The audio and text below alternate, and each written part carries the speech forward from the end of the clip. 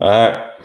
All right. What's going on, y'all? It's Jared, the Layup Tech, on Layup Legends podcast. On today's guest we're having is TJ Jones. He is the host of State of the Saints podcast. Thank you for joining. Man, thank you. Thank you for having me, brother. Appreciate it, Peachy. Thank you for being on the show. Got a lot of questions, so we're gonna get right into it. Maybe some people might not be familiar with you. Can you give a brief bio, what you do, why you created the show? No problem, man. Like you said, my name is TJ Jones, the host of the State of the Saints podcast. That's something I do all the time. But the State of the Saints podcast is a podcast focusing on the New Orleans Saints.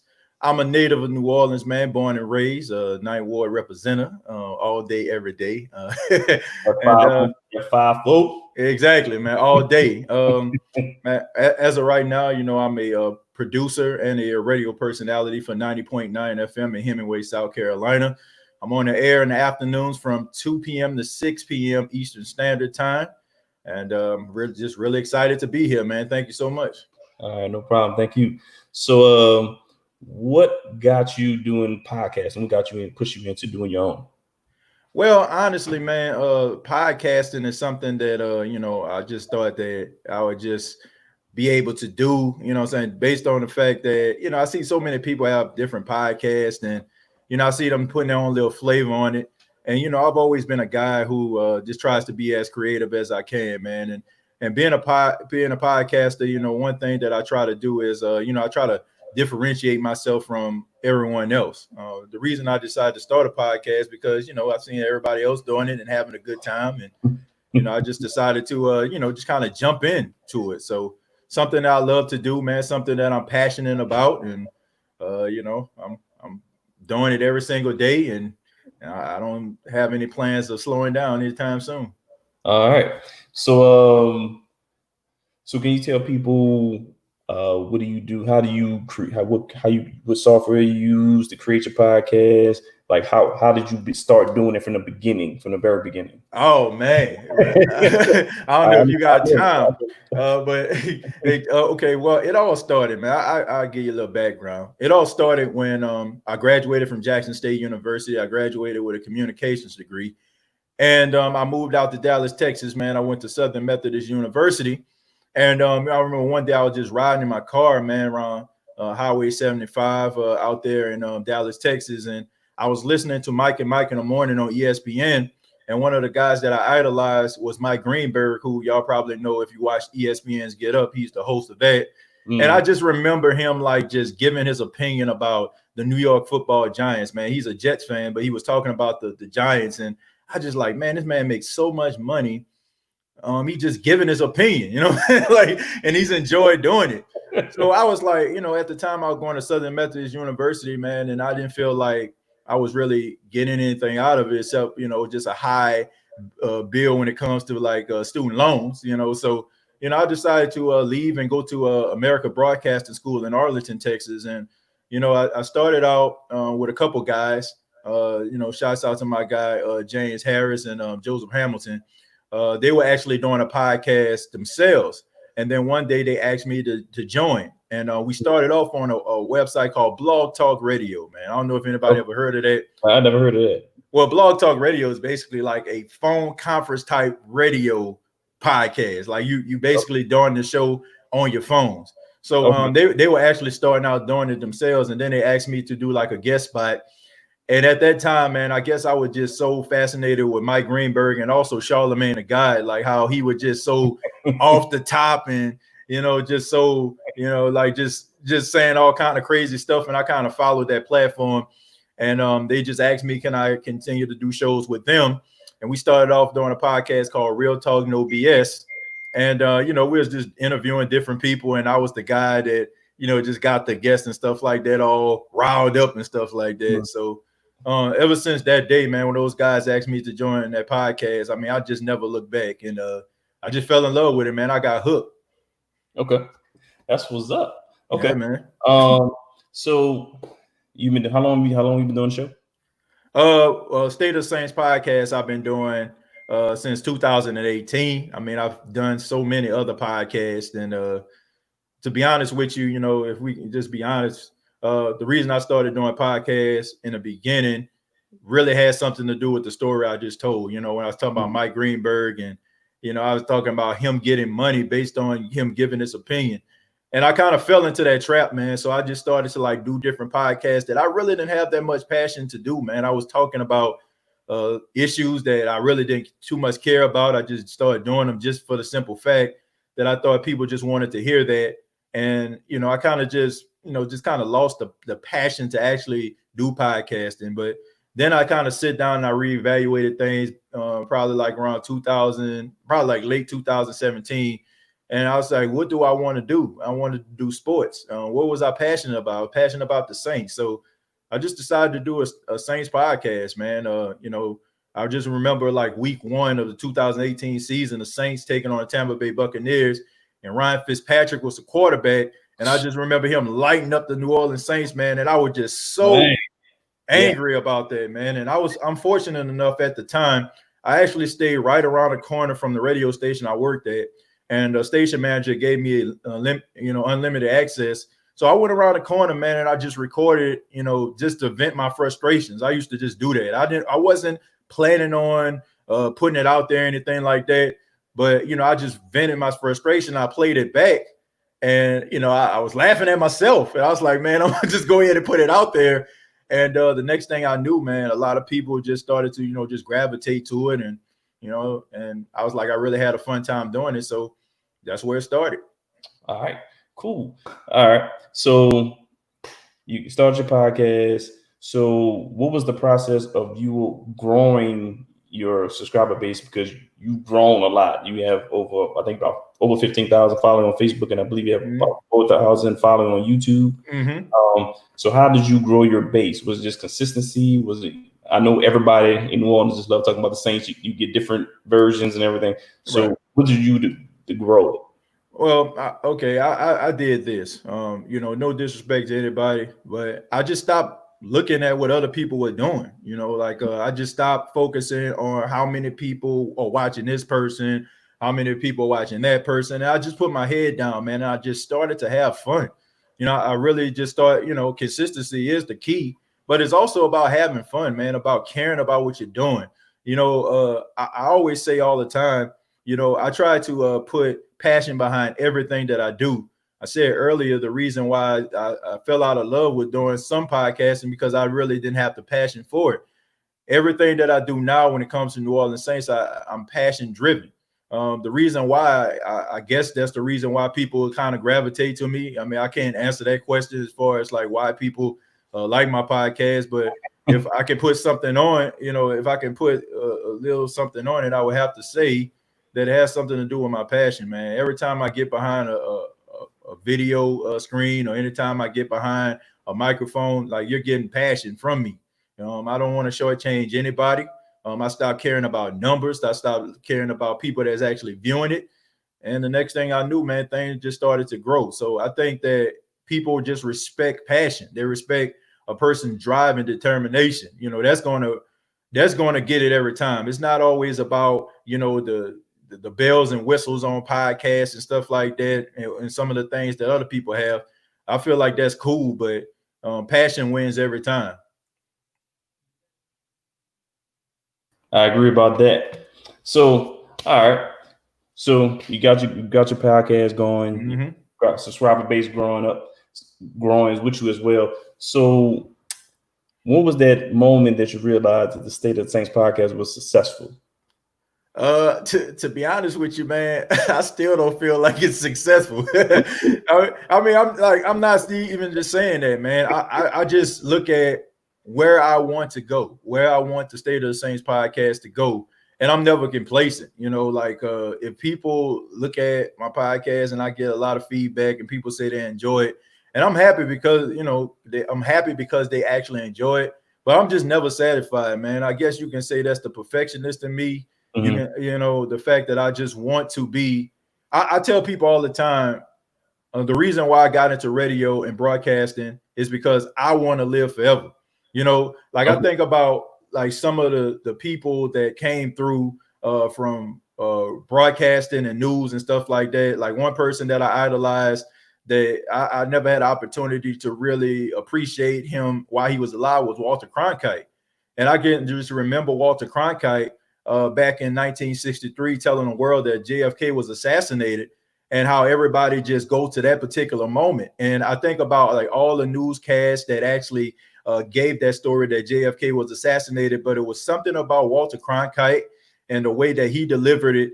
It was the fact that people just trusted him more than some of those other newscasters. And that moment, it lives in infamy. And that's the way that I feel. You know, that's every time I do a podcast, anytime I do a broadcast, you know, I think about if this was my last day on earth, how would I want to be remembered? So that's why, you know, that's the reason why I do what I do. You know what I'm saying? And that's the reason why I guess I'm never like satisfied, but I am, you know, satisfied to a point where I get to do what I love. And you know, like I said, I still don't consider myself as successful. I still think that I still have some work to do. Okay. So can you remember any huge mistakes you made during the podcast? And if you so, how did you come back from it? Oh man, it's just what I said earlier. You know, just doing stuff because I felt like people wanted to hear it. I remember like I did a show called TJay's Nitty Gritty. You know, when I was just basically, yeah, I mean, I was just real talk. It's called TJ Nitty Gritty, and like I said, I had this whole infatuation with Charlemagne the God at the time, and I just tried to be a low budget Charlemagne, and I was just up here just giving different topics and trying to be, a shock jock and trying to just get people to gravitate to me. And it was just a bunch of bad stuff, man. I look back at it, I'm like, it wasn't good. I wasn't satisfied with it. I wasn't happy doing it. And that was the mistake that I made, man. And I feel like that's something that people have to pay attention to. You have to do stuff out of love. You can't look at the next person. You can't look at what they're doing. You can't look at, oh, this person is doing something that's successful for them. I can do it too. Do it because you love it. Do it because you're passionate about it. Because when things start to get hard, when things start to get ugly, you're going to have those ugly moments. I look at it like, if I can use an example, I use it like dreadlocks, right? Like you want to grow some dreads, they have what you call the ugly stage. You know what I'm saying? Like if you really want dreadlocks, if you want them locks that look fresh, and you know what I'm saying, you can shake them in a wind. You have to go through the ugly stages. You have to go through the ugly stages in life in order for you to get, to that full potential. So it's very important, and I hope that somebody will learn from my mistakes is to do something that you love to do it, and not because you feel like everybody wants to hear that. Okay, cool. All right. So, because he's considered one of the greatest quarterbacks in the league and probably the best Saint of all time, Mr. Drew Brees. Yes, sir. Everybody is aware of the comments that he made about the flag and how he's apologized. So, what is your point of view on that? What do you take on that? I know you talk about it on your YouTube channel with your brother, but I want to know your own personal opinions from my subscribers. Oh yeah, no doubt, man. First off, the situation with Drew Brees is unfortunate. I think that if you watched Undisputed today, if you're looking at this on a Monday, Shannon Sharp had a conversation with Drew Brees, and he told Drew Brees that out of all of the white quarterbacks that have came through the league, you're probably the most respected by African Americans, and that is true, man. Yeah, like Drew Brees can walk through the city, can walk through the 9th Ward, the 8th Ward, the 7th Ward, a dark alley. Nobody is going to touch him. That's how much respect that he has in the city of New Orleans, man. Like people would beat you down if you talk bad about Drew Brees. Trust me, and trust and believe. I know this from me being critical of some of his games. The fact is, man, it was the fact that he has so much respect from the black community, and he really dropped the ball on that, and he really hurt a lot of people. Me personally, man, I feel like we are in a land of second chances. This is America. I know it's a tough time right now, what we're going through as far as like, who's in office. A lot of people have their opinions about him. I just feel like when it comes to Drew Brees, man, he just dropped the ball. And I think that sometimes people can get too lost in their own success. Sometimes, they can be way up here and they forget about the people that's down in the valley. And I think that was one of those cases with Drew Brees. I don't think that he's a racist. I don't think that he's a bigot. I don't think he has a racist bone in his body. But I do think that he was kind of misinformed. And also he had an opportunity to use his platform to try to strengthen the movement, and it didn't work out in his favor. I think that when he didn't really realize the power that he possessed, and he didn't realize what was really going on, and his words can really affect the world at large like it did, I think he dropped the ball. But I believe in Drew Brees. I believe that he's going to be able to weather the storm. I feel like he's going to be able to bounce back. He has enough skins on the wall for us as the Black community, as well as fans of the New Orleans Saints that may have been hurt, that are not people of color. I think he has enough skins on the wall to right the wrongs. And I think it started with him having a conversation with his teammates, apologizing to them, owning up to his mistake, and also having the courage to call Shannon Sharpe, a guy who is well respected in the media world right now, and over 14 million people look at Undisputed each week. So I think that for him to actually have a conversation and have the guts to actually say that I'm going to do something, and I feel like he means it. So I feel like we as a Black community, for those that got hurt, need to give Drew Brees a second chance, because I just really feel like he made a mistake. He was corrected, and I feel like he's going to do the right thing going forward. I agree with you. I don't think Drew Brees is racist. He's proved himself in our community for years, and I believe he just made a mistake. Speaking to his teammates, he learned from his mistakes, and he was an ambassador for the Black Lives Matter movement. So also, I have to give, I don't know if he did it on his own or his PR team, right?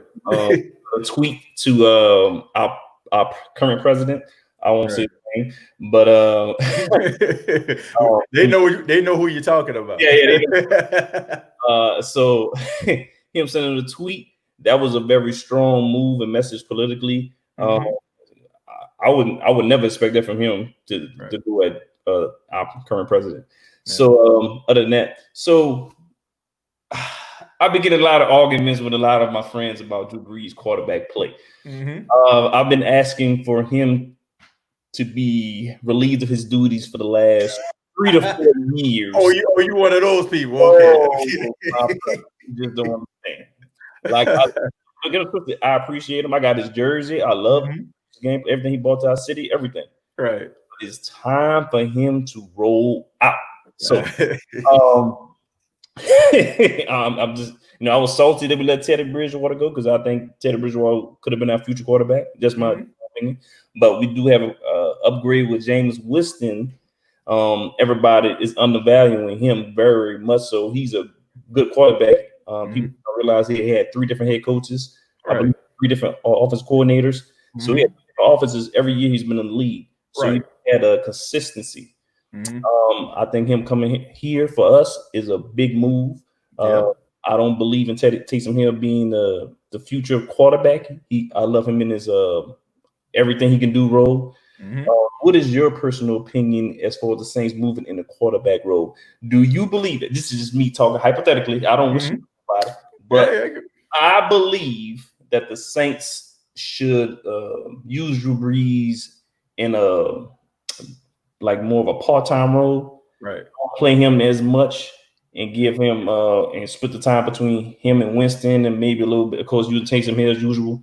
So do you believe that any potential that Jameis Winston can take this starting position throughout the season? No, unless Drew Brees gets hurt like he did last year. I don't see Jameis Winston actually coming in the game. Look, you said a lot of things about Jameis Winston I agree with. Jameis Winston is a quarterback that I feel like got the short end of the stick. Like you said, the 3 offensive coordinators, the head coach that I feel like had zero tolerance for him, wasn't really patient. And honestly, I don't really think that that Bruce Arians really liked him that much. I think that when you look at Jameis Winston, the way that Bruce Arians tried to get him to play, they wanted to throw the ball deep downfield, the no risk it, no biscuit type mentality, that they had offensively. I think it hurt him. But he still was able to throw for 5,000 yards, led the league in passing. You can say that it was mostly because of him turning the ball over. He had to throw his team back into the game, but that's a story for another day. Jameis Winston, I feel like he does have an opportunity to be a starter for the New Orleans Saints. I do think there's a little bit more of an upside from him versus Teddy Bridgewater, which I wouldn't have got upset if the Saints would have kept him. But I do think that Jameis Winston with a Sean Payton type offense, the way that Sean Payton designs the offense for quarterbacks, cater to their skill set. You see it with Taysom Hill when he comes into the game. You've seen it with Teddy Bridgewater when he was starting, when Drew Brees was out. I feel like Jameis Winston coming to the New Orleans Saints and sitting back and learning, and also, being in a quarterback room with Drew Brees, understanding the X's and the O's, understanding passing the ball to the Willies and the Joes, instead of passing it to Slim over there on the other side. You know what I'm saying? Like, I think it really would help him sitting down, humbling himself. This is a humbling process from Jameis Winston. It's a guy who came from Alabama. I think it was from Besser. I can't think of the name of Alabama, but he came from Alabama. He was one of the top recruits in the country. I mean, he was always the guy. At Florida State, he was the guy. And I feel like it kind of hurt him, man, because a lot of these coaches on a college level kind of latched themselves to his success, and they really didn't tell him about some of the things they was doing. If you looked at Jameis Winston his last year before he went to the NFL, he was turning the ball over. He was throwing interceptions in college. And I feel like nobody really said anything to him, especially Jimbo Fisher. Jimbo Fisher, after Jameis left, he ended up going to Texas A&M, and I think it hurt Jameis. As far as like with Taysom Hill, the jury's still out with him. I'm not going to say that he doesn't have an opportunity to be the next starting quarterback of the Saints. I mean, we haven't seen anything from him. You know what I'm saying? We haven't seen a body of work from him for us to say that he is the guy. So if you had to look at two quarterbacks, what the Saints actually have between Jameis Winston and Taysom Hill, you had to go with Jameis to say that he is the successor to Drew Brees. And if he can actually stop turning the ball over at an alarming rate and, and sit in that quarterback room and learn under Drew Brees, I think you might have yourself a quarterback for the next 5 to 10 years. All right. I agree with that. I agree with everything you just said. So what do you think the Saints will do this season as far as do you believe they can win a division? Do you have the opportunity to win a Super Bowl? And also, do you believe in all this hype about the Buccaneers just because they got Tom Brady? Man, absolutely not. I'm not buying it. Look, I get it. I get it. Tom Brady won 6 Super Bowls. He is, in my opinion, no disrespect to Drew Brees, but he is the greatest quarterback of all time. If you're looking at numbers and Super Bowls and playoff appearances and playoff wins, he is the greatest of all time. So I understand like the cachet that comes with Tom Brady coming to the Tampa Bay Buccaneers, but at the same time, I'm looking at what's going on in society right now. We're dealing with COVID-19. We're dealing with the fact that these guys have not played together. We look at the fact that these guys aren't, they're going to have to take some time in order for them to develop chemistry. And I know a lot of people are upset with the way that the Saints played this offseason, not really going out here and being aggressive in free agency. But you have to look at the climate that we're in once again. And I think that the fact that the Saints are bringing back guys from last season is going to help them because these guys already have chemistry. These guys are going to have to develop chemistry. I'm talking Tampa. And they're going to have to put it together in order for them to win games. They're going to have some growing pains, man. I'm not saying that it's going to last all season long, but the fact that Tom Brady doesn't know Chris Godwin, he doesn't know O.J. Howard, he doesn't know Mike Evans, he doesn't know what these guys are going to do and vice versa. I think it's going to be kind of, critical to them at the beginning of the season. I got the Saints winning the division. I got them going about 11-5. I think the Saints are going to win the division for the 4th time. Look, I'm not buying into this whole thing about the chemistry of the team is all messed up because of Drew Brees' comments. Look, they got enough captains and enough leadership inside of the Saints locker room that they can weather the storm. Once upon a time, and people are not paying attention, Drew Brees missed 5 games out of the season. And you can arguably say the Saints probably played some of their best football in the absence of Drew Brees. I mean, Teddy Bridgewater was out there wheeling and dealing. The defense was playing lights out. They were playing for one another. So I don't think that number 9 would be just a determining factor to break the whole team down. These guys are prideful guys, and Drew Brees was a part of the team over these past couple of years, but every guy had to look at themselves in the mirror in 2017 with the Minneapolis Miracle, 2018 with the disappointing controversial 9 call, and 2019 laying the egg in the Superdome against the Minnesota Vikings. Drew Brees can't win games for these guys, and these guys are hungry. So I do have the Saints going to the playoffs, and I do have them being a contender. Anytime you have Drew Brees, and anytime you have a team like the New Orleans Saints, they're always going to be in a Super Bowl conversation. So I do have them winning the division, and no, I'm not buying what Tampa Bay Buccaneers are selling. So I do have some comments from my listeners. Got one from Jared Adams. Okay. Nobody's taking Drew's starting spot. Who gets more playing time in the sub spot, Jameson or Taysom? Who's going to get more playing time? Yeah. Oh, that's simple, man. Taysom is going to get more playing time than Jameis. I mean, you have to look at what Taysom Hill does outside of just being a quarterback. This guy was out there playing tight end. He played fullback. He played running back. He played all these different positions, man. And to be honest with you, I think the Saints are going to use him a little bit more because they want to see what they actually have with life outside of Drew Brees. I mean, you gave this guy a 2-year deal, man, and that's not chump change they gave him, man. That was something that they could have went out and got a free agent that could have been, really beneficial to the team right away. So trust and believe Taysom Hill is going to be on the field. I look at Jameis Winston as just being a little bit of an insurance policy. And to be honest with you, man, I don't want to see Jameis. I don't want to see Jameis this year. No disrespect to him, but it's just the fact that, I think he does need some time to sit down and learn, man. I don't want to have him out there, and then all of a sudden he's throwing interceptions all over the place. And the next thing you know, his confidence goes down and it's even worse. So I would like to see him sit on the side and wait his turn, man. Okay. I like that. I got another comment from another listener, Chris Red. I'm sorry, I got the wrong comment. Hold on. Do you think Brees will be playing with a chip on his shoulder from his flag comments? Yeah, I mean, Drew Brees always has a chip on his shoulder. Drew Brees had a chip on his shoulder since he came out in, I think, 2001, when he played for the San Diego Chargers. Marty Schottenheimer, his coach, never really too much believed in him. Of course, we already know what they did, drafting Phillip Rivers in 2003. I mean, he goes to the New Orleans Saints after a shoulder injury. That was some more adversity he had to overcome, coming to a struggling franchise, being, in the shadow of Peyton Manning and Tom Brady throughout his entire career. So he's always had a chip on his shoulder. And this might be something that, honestly, it was self-inflicted. It's something that he can actually use to weather the storm because he's going to want to play at an even higher level because of the disappointment that he given his team. Like you look at Drew Brees in the playoffs, has not been great over the past couple of years.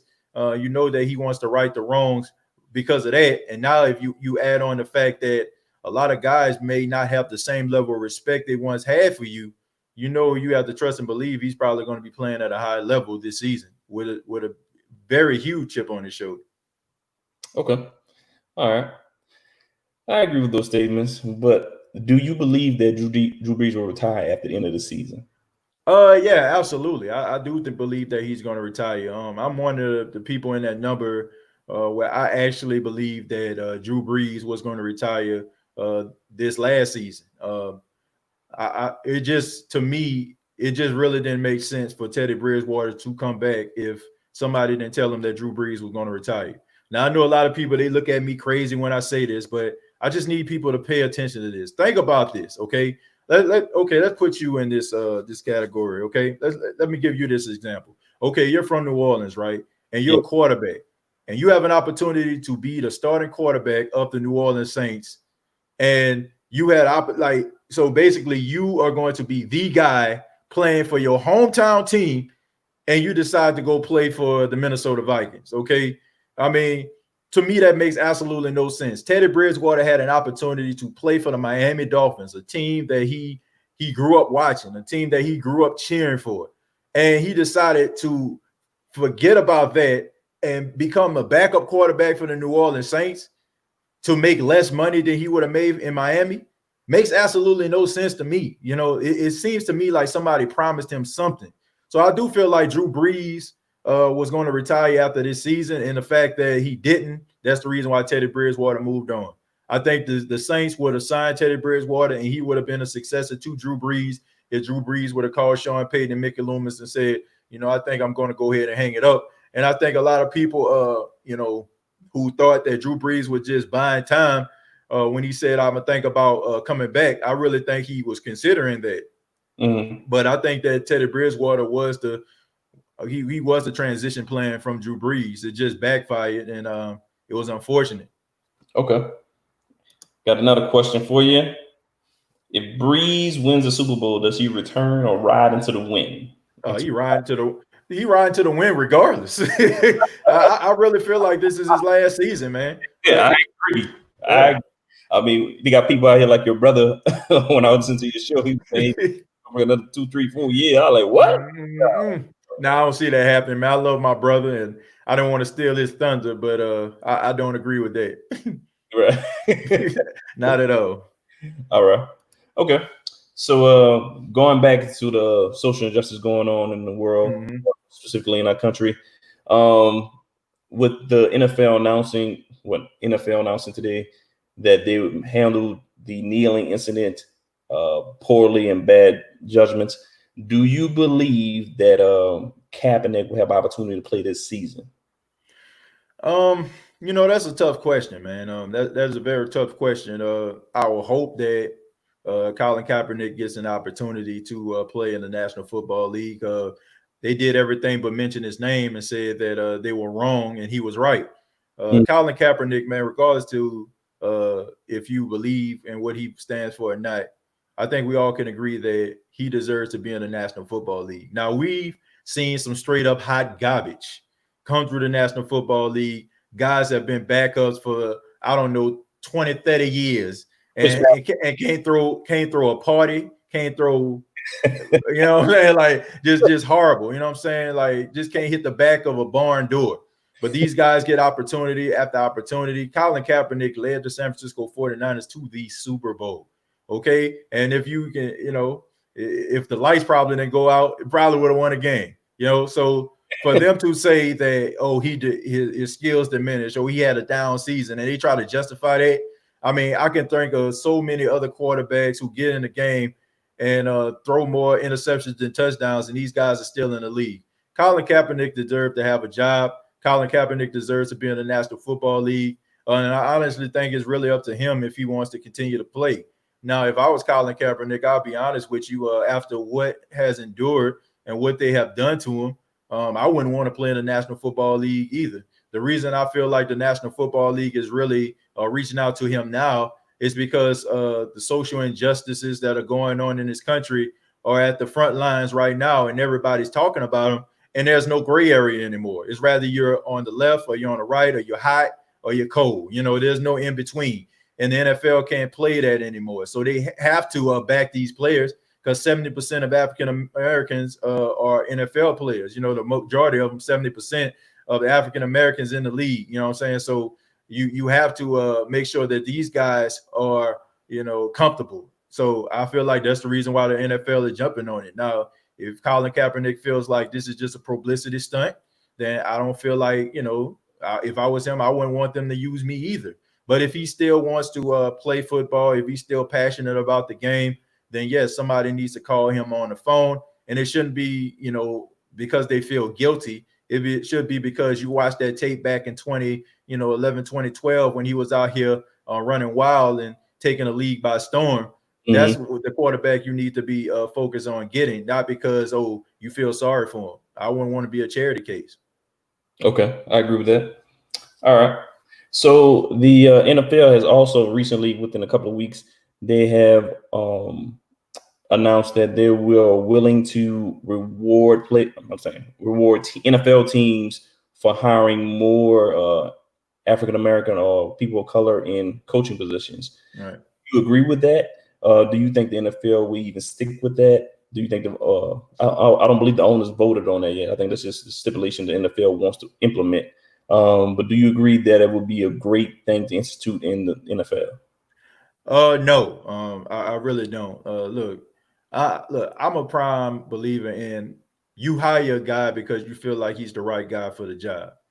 I just feel like because of the incentives that the teams will receive, that's why they would be hiring the coaches, not because they're skilled, not because they're gifted, not because they can actually take the team to the next level, but because of what that can actually bring to them. I feel like the NFL has an issue when it comes to hiring black coaches, and I feel like it needs to be fixed. These guys go out here and they have Hall of Fame careers. They go out there and they play really well. They give these organizations millions upon millions, or even billions of dollars because of their jersey sales, because of them wearing their jerseys and wearing their particular logo on there. So why not give these guys an opportunity after they finish playing football, an opportunity to coach teams? And also these coaches that probably didn't play in the NFL, but are really smart coaches, guys that have been around for a long time. Like, for example, Eric Bieniemy from the Kansas City Chiefs. There's no reason why this guy shouldn't have got an interview, to be a head coach. The guy that was out there for the Dallas Cowboys, the defensive coordinator, his name slips my mind right now, but he's another guy that I feel like should have got an opportunity. There's so many other African American coaches that should get opportunities to coach, and they don't. I don't know, what's going on with the National Football League, but this whole good old boy system that they have, I think they need to look at themselves in the mirror and really wonder, what can we do to change this? Because I don't think the NFL should give teams incentives for hiring coaches, because once again, that is a cop out. Okay, you can't force guys to change their minds. You have to allow these guys to change their hearts first. Okay, change their hearts in a way that they think, and then I'm saying, and then we can reach a certain level. But giving guys draft picks or giving guys money to hire coaches, nah. Hire me because I'm a good coach. Hire me because I can take the team to the next level. Okay, I agree with you. I think it would tarnish the new black head coach in Mm-hmm. because let's say they hire him, then they get draft picks, they get money, Right. they draft a good draft pick, they get a good player from the offseason, for good free agent, and then Right. they just so happen they have a good season or they win the Super Bowl, then they're gonna be like, oh, the only reason they won because they had great players and a great draft pick because of the Right. incentive. So I Right. agree with you. All I right. agree. All right, so I got a new comment. Mm-hmm. Um, do you think Cap took his NFL tryout serious? No, no, I don't. No, I don't think that he took it serious. No disrespect to Kaepernick, but Kaepernick is a guy who moves differently from other people in the past.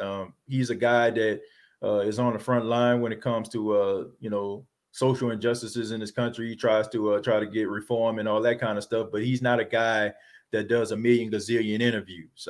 So when he does come out, he definitely has to make a statement. I mean, he's seen this with these commercials from Nike. That was a statement. We've seen for some of the money that he donated. I think he donated $1 million to a cause. So when Colin Kaepernick comes out, he understands the power that he possesses. He understands like the type of the PR and also the media that he's going to get. I think that it was just more about him just making a statement. I don't think he really just took it really serious, because if he did, he probably would have just grin and bared it and went out there to Atlanta. I think he was at the Georgia Dome. Well, I mean, Mercedes-Benz Stadium. He was going to have a tryout. I think he would have just went ahead and did it, but I just feel like he just did that to prove a point. I think he realized that, if the NFL was to just hire him back, it was probably because they just want to hush him up because he's making too much noise. And he realized that, and he felt like there still was some more work to do, which what we see right now, there definitely is some more work to do. And imagine what life would have been like if Colin Kaepernick would have just went to Mercedes-Benz Stadium and tried out for the Falcons. Probably wouldn't have this type of mind frame, and we definitely wouldn't have Roger Goodell out here talking about how apologetic the NFL is, and they need to stand by their players. So through that, you have to say that even though he didn't take it serious, it was a good idea. Okay, I agree. I think Cap didn't seize the opportunity enough. And I also think the NFL botched it for even trying to make it try out so Oh late. yeah. I think that was just idiotic. They should just wait until the offseason to do something like that. Yeah, they wanted him to fail. They definitely wanted him to fail. They felt like if they catch him off guard, he's probably not in shape. You probably go out there, throw wobbly ducks out there in the air, and the media catch it. But I mean, he decided to change the narrative. He decided to march to the beat of his own drum, which he has done since the whole kneeling started in the first place. Right. All right. So going back to kneeling, do you think this season, of course, you think you're gonna see more players kneel, even coaches, or maybe even some owners kneel during the anthem this season? Does it look like it's more acceptable now because of the more recent protests and things going on in our social climate? So again, do you think kneeling is going to be a great ordeal at the beginning of the season? Because I think it will die down by the middle of the season. It better, it better. Some people better be taking a knee. Like I mean, look, it, it is a different time, and honestly, there will be a moment where, when you said that you think things have died down, I would have been like, yeah, you're right. But I'm not so sure this time. I said, like, on my Facebook status, I said I feel like this is the second coming of Freedom Summer. And for those that don't know what Freedom Summer is, back in I think 1964 or 63, one or the other, they had Freedom Summer when kids from the North came down to Mississippi to get African Americans registered to vote. And they had a lot of resistance from their white counterparts. You know what I'm saying? So I feel like what they're going, but the thing about it is those college students stayed persistent. You know what I'm saying? They stayed consistent. They did not give up. They were spit on. They were talked about. They were ridiculed, but they still stayed the course. I'm looking at these protests that's going on, man. And I'm be honest with you. I thought, man, maybe they'll make a little noise, rattle a few cages, hold up a few signs, and go home. But it really seems like to me like people are really ticked off and they really want change this time. And this is something that the NFL cannot avoid anymore. They can't hide their heads in the sand. They can't cover it up and they can't wish it away with billions of dollars that they have. You have to decide what side of history that you're going to be on. Colin Kaepernick at one time, he was ridiculed, he was talked about, and a lot of people looked at him as him just being a troublemaker. You look at him now, he's a guy that a lot of people are cheering for, and he's revered. We probably thought it was probably going to be later on down the line, but it only happened in about 4 or 5 years' time. These guys are going to have to make statements, man. They're going to have to be consistent with it. These NFL players need to understand the power that they possess. Regardless if you want to live your life like Charles Barkley and say you're not a role model all you want to, you are a role model. You are an influencer. People believe in what you say. People follow you. So if you're taking knees, if you're out here protesting, if you're shedding light on what's going on in this country, people will follow because one, you're the hero. And number two, you know what I'm saying, you carry a lot of cachet. So these owners and these players, they better take a knee. In my opinion, they better take a knee, and they better not allow these owners to dangle the carrot of prosperity in their face and try to get them to shut up, because that's not the move that we need to make. People need to really fight for change, and they really have to ask themselves, man, what does it profit to gain the whole world and lose your soul, man? And a lot of people need to do some soul searching. I agree with that. Speaking on soul searching, so if you are Drew Brees in his first game in the Superdome and the national anthem is playing, what would you do in his situation? In my honest opinion, I would talk to my teammates first and see what kind of route they want to do. Ask them what they like to do, and I'll do what the team is doing. Like, man, check this out. Look, it can't just be about Drew Brees. That's what we got into this situation in the first place. That's how we got here. Drew Brees thinking about himself. Drew Brees thinking selfishly about what the national anthem meant to him. He's not looking at his teammates, the guy that he's throwing the ball to, catching 149 catches, or the guy that's catching 88 catches and over 700 yards rushing. He's not looking at those guys and how the national anthem means something completely different to them. Alvin Kamara growing up in Norris, Georgia, right outside of Atlanta, where, crime and stuff like that reign supreme. And also, even though Michael Thomas is the nephew of Keyshawn Johnson, he still deal with some hardships himself. Marshawn Lattimore growing up in the hoods of Ohio.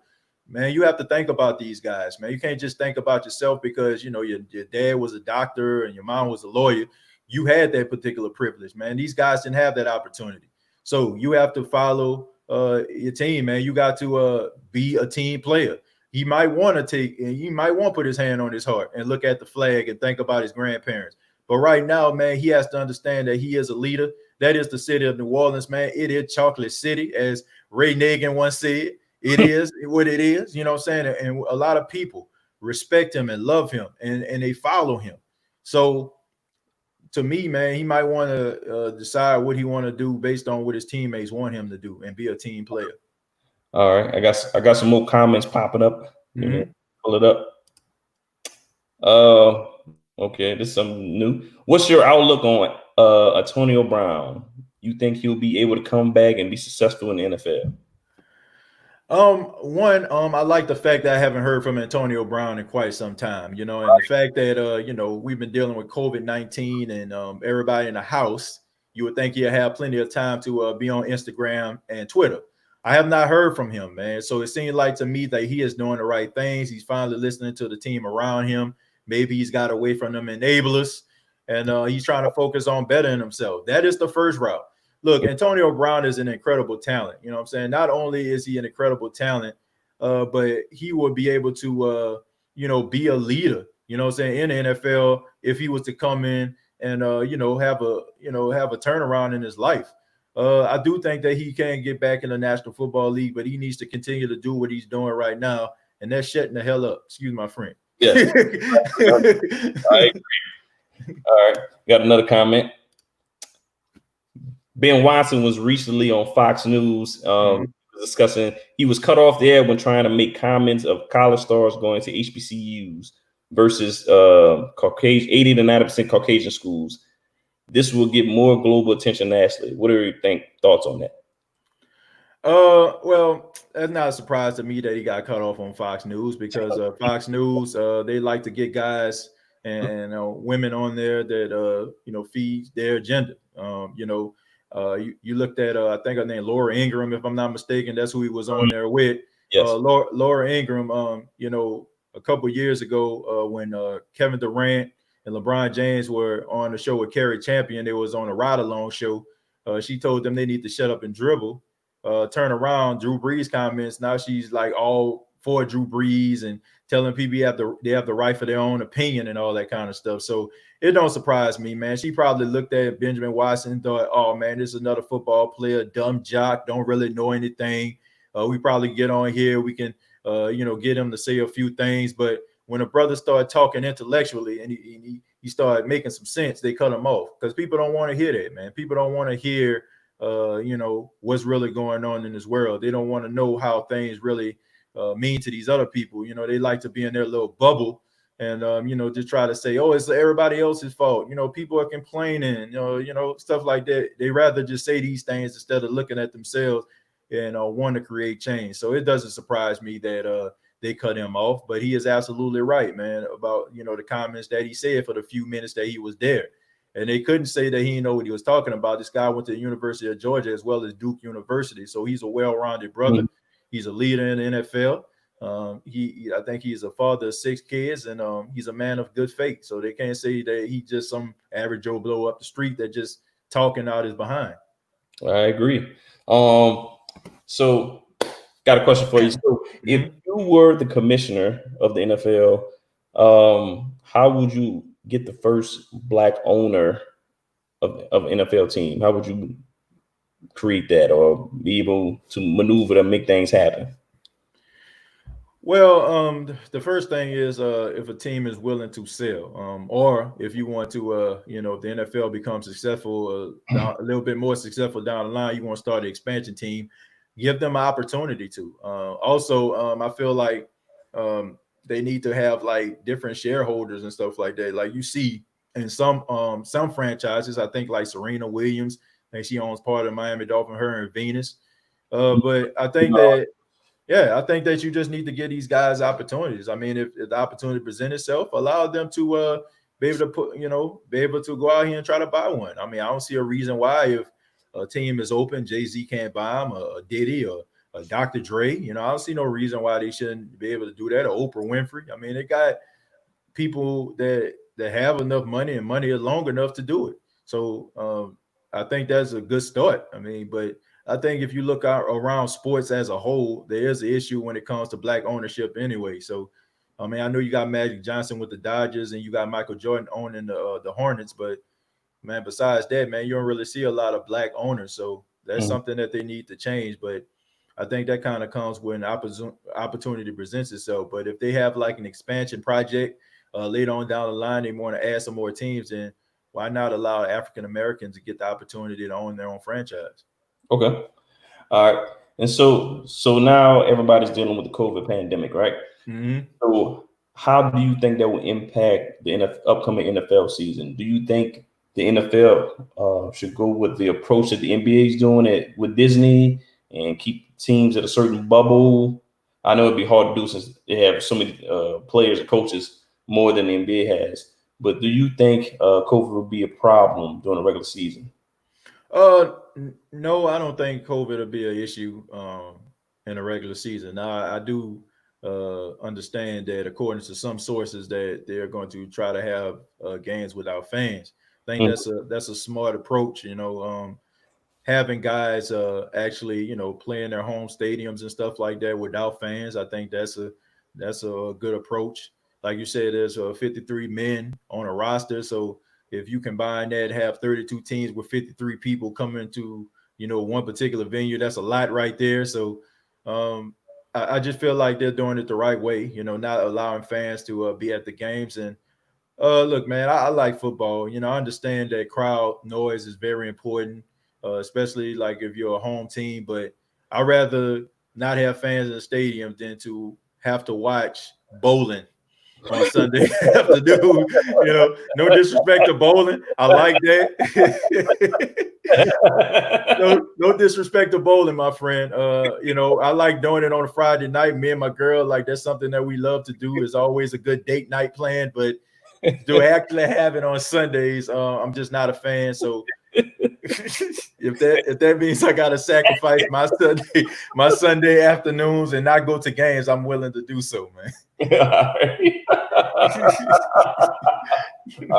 So but we already talked about kneeling, we talked about Kaepernick, Drew Brees, his comments, COVID. So what do you think the Saints has done this offseason and made them Super Bowl contenders? Well, I think that finally getting a number 2 receiver in Emmanuel Sanders was a plus. Amen. You know, I hear this all the time. You know, TJay, when the Saints gonna get the number 2? Who gonna be the number 2? When Traquan gonna step up, be the number 2? Where Emmanuel Butler at? All these different questions that came from the Who Dat Nation, man, finally been answered.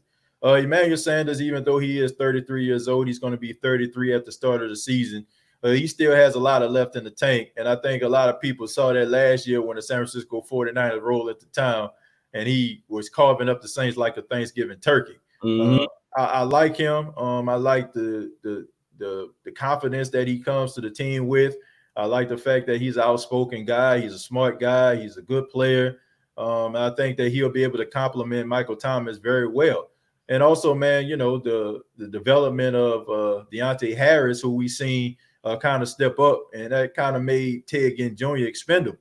So I think, honestly, Traquan Smith is probably going to be like the 4th receiver in the Saints lineup, and maybe Emmanuel Butler, one of those other young, undrafted free agents, probably going to step up. But I think that Emmanuel Sanders coming to the New Orleans Saints was the biggest addition, and also rookie Adam Trotman out of Dayton, the tight end. I feel like he's going to really help out because he has a man. He can probably be the next Rob Gronkowski. He's that good. All right, cool. All right, I got one last comment from my listeners. We know Brees didn't do a great job of being woke. This was an excellent learning experience. What about the other quarterbacks who haven't said anything? Why do they get a pass? Matthew Stafford, Detroit, etc. Well, because nobody cares about Matthew Stafford. I'm sorry. No disrespect to nobody for the Detroit Lions. I'm sorry, folks. But hey, I'm not a person that beats around the bush. Nobody cares about what Matthew Stafford really has to say. Maybe in Detroit somewhere, but nobody cares about Matthew Stafford in his opinion. Drew Brees is an ambassador of the National Football League. He's a Walter Payton Man of the Year. He's in an MVP discussion every year. Super Bowl MVP, all-time leading passer, future Hall of Famer as soon as he steps out and 5 years are up. That's why, the people care so much about what Drew Brees says. As far as what those other quarterbacks got to say, maybe they should step up and say something, but hey, man, silence is probably best too, for you not to jump out of the window and incriminate yourself. I mean, you see what happened, Drew Brees making comments. Also, the quarterback, Jake Fromm, from the Buffalo Bills, running off at the mouth through text. You know what I'm saying? So, man, a lot of people probably scared to say anything. You've seen Aaron Rodgers step up. We haven't heard anything from Tom Brady, which that's not a surprise to me at all. Matt Ryan's surprised. Yeah, Matt Ryan, which, a surprise to me. I would feel like the people of Atlanta would have held him a little bit more accountable. But look, man, probably silence is probably best, man. But to be honest with you, the reason why is because nobody really cares. Nobody cares. No disrespect to Atlanta Falcon fans out there, but nobody cares about no Matt Ryan, man. Nobody cares what Matt Ryan have to say or Matthew Stafford, man. Now, if they win a Super Bowl or something like that, maybe. But, man, it's Drew Brees we talking about. Come on, man. Knock it off. I agree with you. All right. Thank you for coming on the show, man. Appreciate you. We had a lot of good energy. You answered a lot of good questions from my listeners and myself. Can you please tell people where they can follow you on all your social media handles, your website, YouTube channel, all that good stuff?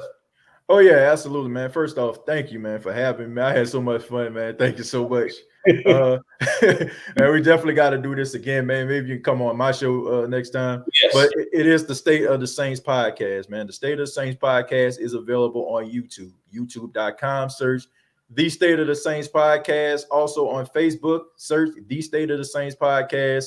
On Twitter at State of Saints. And you can also find me on Instagram at TJay Jones _TJayJones _. All right. You have any last words? Nah, man, just thank you so much. And shouts out to everybody in the Who Dat Nation. And also, man, the people that's out there on the front lines, man, fighting, for justice in this country.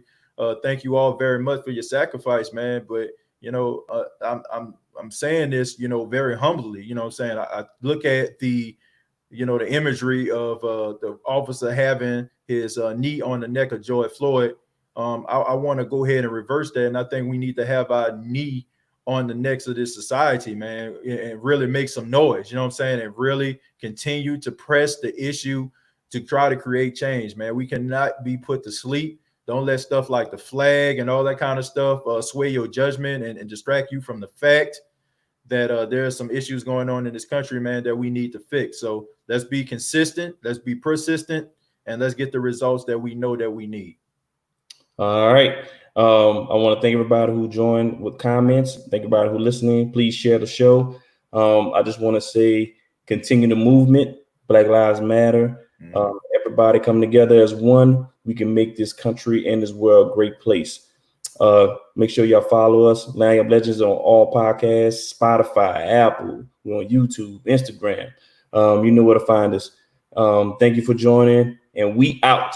Have a good night, y'all. Black Lives Matter. Black Lives Matter, man.